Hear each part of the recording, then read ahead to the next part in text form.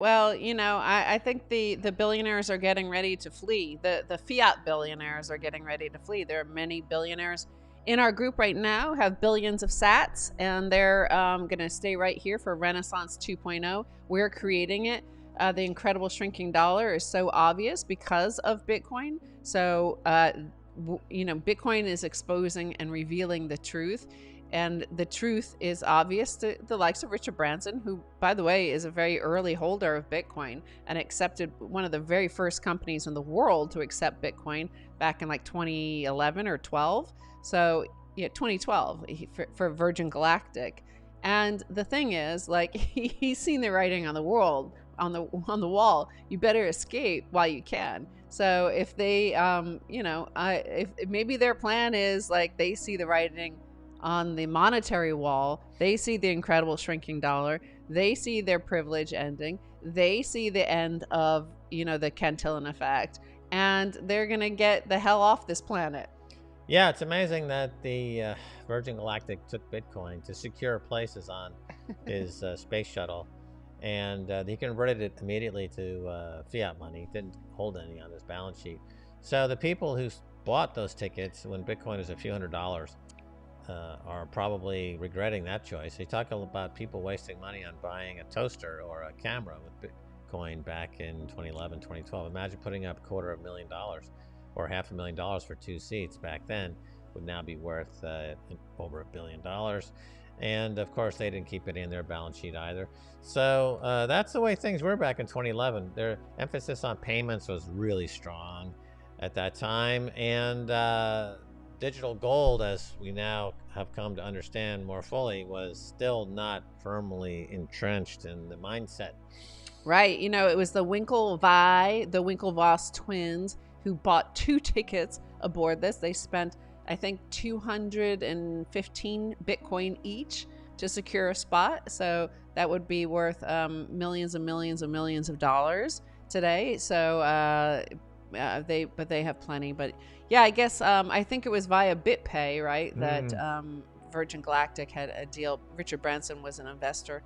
And then, but of course, Roger Ver kind of blew that company up too. And I want to kind of segue to the incredible shrinking dollar. You have this world reserve currency still, having an identity crisis, trying to figure out kind of how to piece together this empire, this disintegrating empire. Oh, yeah. Well, all that money printing went to China, and now it's coming back in the form of higher prices.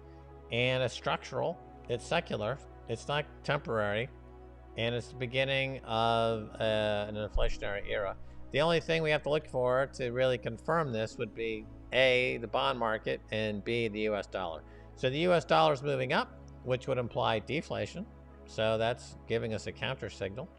And also the bond market, continues to trend higher.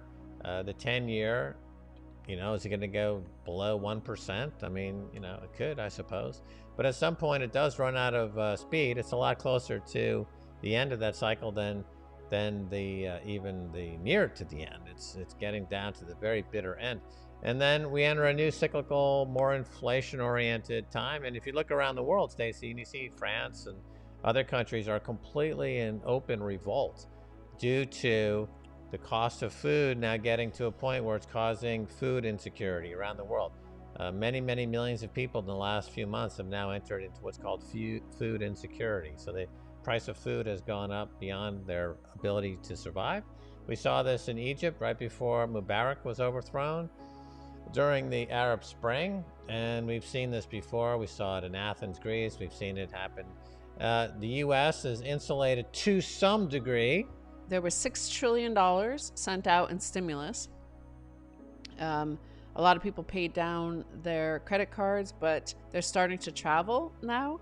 Flights domestically in the United States are totally booked up, 100% capacity.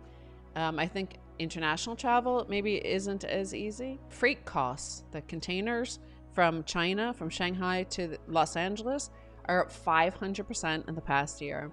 Right. It's and even adjusting for, the collapse in trade last year for some bit of it, like even back to 2019, it's way up. Volume is up from the previous all-time high. The previous all-time high in volume of actual goods coming from China to, Los Angeles was in 2017.